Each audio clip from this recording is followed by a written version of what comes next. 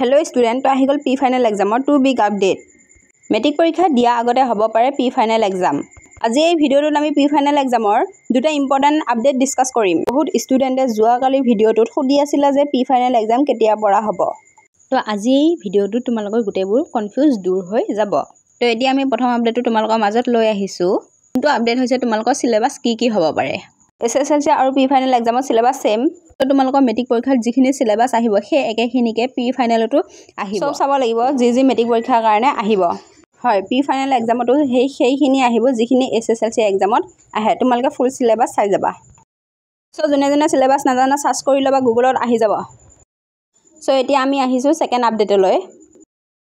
তো ভিডিওটো আগবাঢ়ি যোৱাৰ আগতে তোমালোকলৈ ৰিকুৱেষ্ট আছে যি সকলে সাবস্ক্ৰাইব কৰা নাই কৰি লবা আপডেটবোৰ পাই থাকিবলৈ আহা কন্টিনিউ কৰো ভিডিওটো নেক্সট আপডেটটো হৈছে কেতিয়া হ'ব পাৰে P ফাইনেল এক্সাম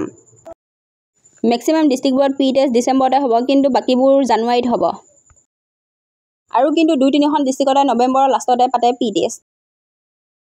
এনেকুৱা নিচিনা ম্যাক্সিমাম ডিস্ট্ৰিক্টৰ যদি যোৱা বছৰৰ ৰুটিন চোৱা তেতিয়াহলে দেখিবা যে ডিসেম্বৰতে পাতিছে কিন্তু কিছুমান ডিস্ট্ৰিক্টত দেখা পোৱা গৈছে যে যোৱাবাৰ জানুৱাৰীটো পাতিছিল তোমাৰ ডিস্ট্ৰিক্ট কি হয় কমেন্ট কৰি জনাবা আমি ৰুটিন পালে তোমালোকক শেয়াৰ কৰি দিম বহুতো ষ্টুডেন্টে ভাবি আছে যে P টেষ্ট আহি পালে আৰু এতিয়ালৈকে আমাৰ পঢ়া হোৱা নাই তো সেইবোৰে ভাবি আছে যে আমি ফেল কৰিম নেকি মেট্ৰিক পৰীক্ষা আৰু মেট্ৰিক পৰীক্ষা দিব নিদিব নেকি তো ডোন্ট वरी তোমালোকক P টেষ্টত ফেল হলে মেট্ৰিক পৰীক্ষা দিব হল বুলি তোমালোকে P টেষ্ট ভাল কৰিবলৈ চেষ্টা কৰিবা বাকি তোমালোকৰ পঢ়াশুনা ভালকৈ চলাই লৈ যোৱা কোনো ডিস্ট্ৰেক্ট নোহোৱাকৈ পঢ়া আৰু নিজৰ ষ্টাডি ডেইলি ইমপ্ৰুভ কৰি গৈ থাকা নিশ্চয় তোমালোকৰ ভাল ৰিজাল্ট হ'ব আৰু ইনফৰমেশনবোৰৰ কাৰণে চেনেলটো সাবস্ক্ৰাইব কৰি লবা তো ভিডিওটো আছিলে ইমানে তোমালোকৰ ভাল লাগিলে লাইক আৰু শেয়াৰ কৰিব নাপাহৰিবা